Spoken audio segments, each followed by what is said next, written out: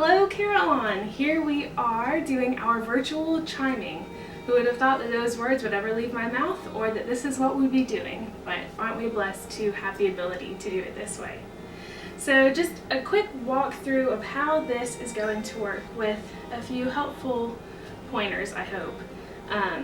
So I'll just jump right into it. The first is that you will need something to record yourself on. If you have a standalone camera, that would be great. It needs to be set up far enough away to where we can see from at least about your belly button up. And it needs to be horizontal.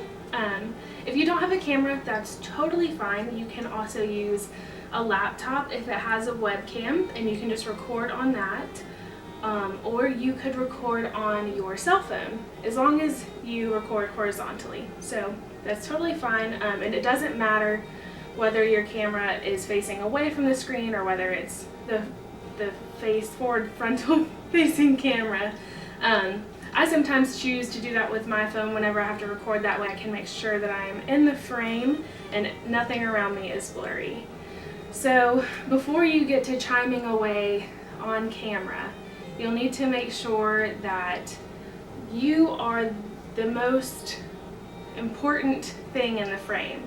So right now I'm in my bedroom, and I would normally not be in here to record, but my roommate is downstairs and I can't really ask them to move right now. So I took down a picture frame here and a jewelry organizer here, and this would not be my ideal setup, but you work with what you have. So notice that the wall behind me is blank. There's not a lot of things going on around me visually, so that you can see me and focus on me and nothing is distracting. Another very, very important part of recording is the light sources. So I have one beside me, and it gets kind of dark without it, so that's why I have it on right there. And then I have a window in front of me and the light in my room in front of me as well. It's important that light sources are in front of you and coming at you and not behind you. If they're behind you, we will only see a silhouette of you, and that's not what we want. When you go to start a recording, whether it be on an iPad, a phone, a camera, or a laptop, give enough time for me to edit some pausing. You know, if I'm recording it myself, I'll probably press the record button here, walk back, and then begin.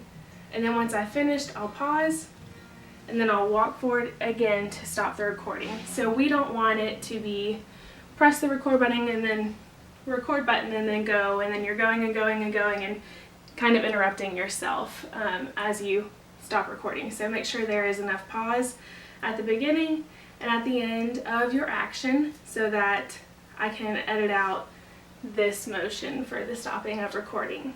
So I think that's pretty much it for recording. What you're going to need is your chimes and your music. You can set that up however you would like, as long as you don't damage the chimes or yourself in the process. So you'll have the chime set up and the music set up around you to where you can be comfortable with them, have enough room, and easily see what you're doing. The next thing you'll need is some device to play the audio recording that I have provided you off of. So for me, if I had chimes, I don't have anything to set them on right now, but I'd probably set them nearby. These are Sharpies, not chimes. And then I would pull up the recording on the device that I will be listening to it from, which for me would be my laptop. And then I would put in headphones. Any headphones will work. I have these little wireless ones, so I put them in my ear, and then really any of them are fine. You could use the ones with the wire that hangs down, you could use the big dome ones. So long as they do not get in the way of you seeing your music or playing your chimes, that is totally fine.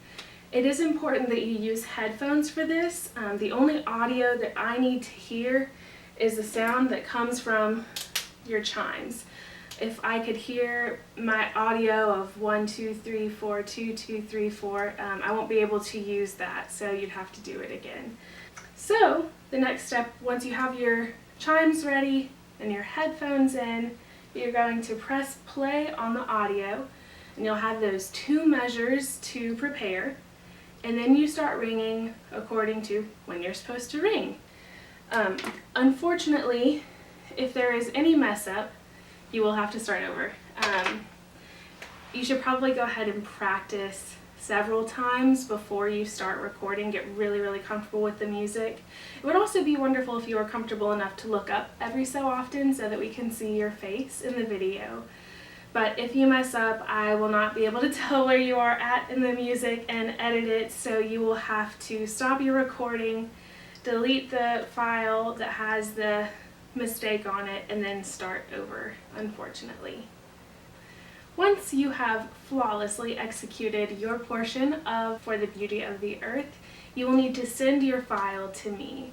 If you recorded it on your phone, you can text it to me, so that will be easy for you and easy for me to receive. If you recorded it on a camera, you will likely have a memory card that you'll have to insert into your computer and get the file off of it, and then you can email it to me, hannah@vrumc.org. If you have issues with that, you can call me. I will compile them all together, and we will have a wonderful finished product that sounds like it would if we were all in the same place. If you have any questions or concerns, or this is all just too overwhelming, call me. I'll walk you through it. I'm willing to go however far the distance needs to be to make sure that you are comfortable getting this done.